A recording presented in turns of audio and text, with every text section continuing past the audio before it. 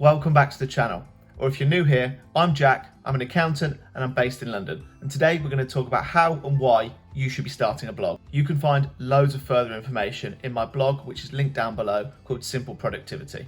And as always, if you like the content, please like and subscribe. It makes a massive difference in growing this community.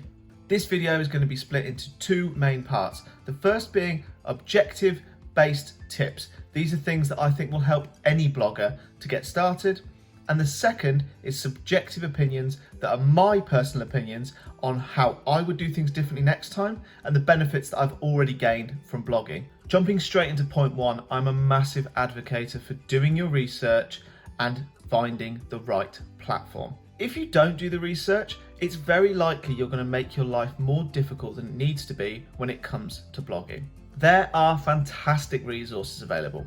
This topic is discussed so often and by so many people. I'm going to link my favourite resource down below for anyone who's looking to go platform searching or just wondering what it takes to get started with a blog. You have so many options when it comes to starting the blog, so do your research, be diligent, and it will save you so much pain further down the road. My second really objective point is make a brand. Unless you want nobody viewing your blog, which may be the case, it may just be a place for you to write down your thoughts and opinions. But in the majority of cases, people want readers. And if you're going to do that, I would suggest using your name. Developing a brand is massive.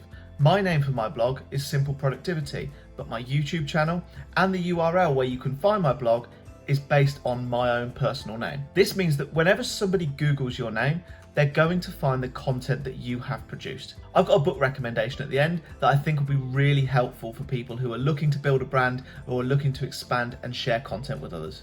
Finally, for the objective points, I think we should all be really authentic with what we're producing. People often want to read a blog because they want to feel that personal connection. It's the same reason that we all watch personal YouTube channels. People want to get the inside on other people's lives and how they're living things and how they've gone through the same struggle that you're maybe looking to go through. I have a rule, and that is that I will never post something that I don't have previous experience of or something that I am not passionate about. There are people out there in the world who build blogs for other people and start to develop them and start to market them, but those people are specifically doing so because they have first-hand experience of building a previous blog. Also, there is just too much to worry about when you've just started a blog.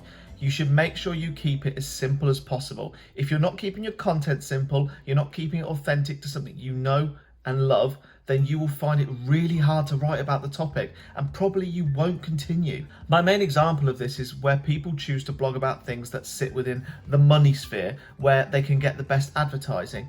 Now that's great if you're already a very accomplished writer, but a lot of people are going to have to find their feet writing and it's not going to be easy for people. So what you should do is focus on putting out content about stuff that you love and stuff that you can talk about passionately, because passion really shines through and people love to read about things that have got real passion behind them. Now, onto my part, the bit where you hear me rant on for ages. It's not going to be like that. It's going to be very quick. It's going to be very concise. Just wanted to give you some of the things that I've benefited from that I do differently. For me, I have gained massive comfort while writing. The ability to analyse words has now become the reason that I'm so comfortable writing. I now proofread while I'm writing. I now feel like I get to the end of a page and I don't have just an assortment of words that I don't have any clue about, and that's a really nice feeling. When it comes to a creative art, I just don't see a reason you wouldn't start a blog. This is going to help you build a brand, it's going to help you build written communication skills, it's just going to help you be able to plan out your thoughts and be able to execute them. This may also seem a bit strange to people, but I genuinely think certain words in a certain order are going to mean something to certain people. Now, if that's adding value to those people, surely it's only right for us to share that information. I read a great book on the topic and it's called Show Your Work. This book has had amazing value in my life and it's also helped me to understand why sharing is so important, but also consuming other people's information is so valuable. But there are a couple of things that I would change and I would do differently if I was to start again. One of those is just to actually get more momentum from the start. It's so easy to start a blog. It's so easy just to write your thoughts, and they don't have to be well formatted and they don't have to make any sense to anyone else really.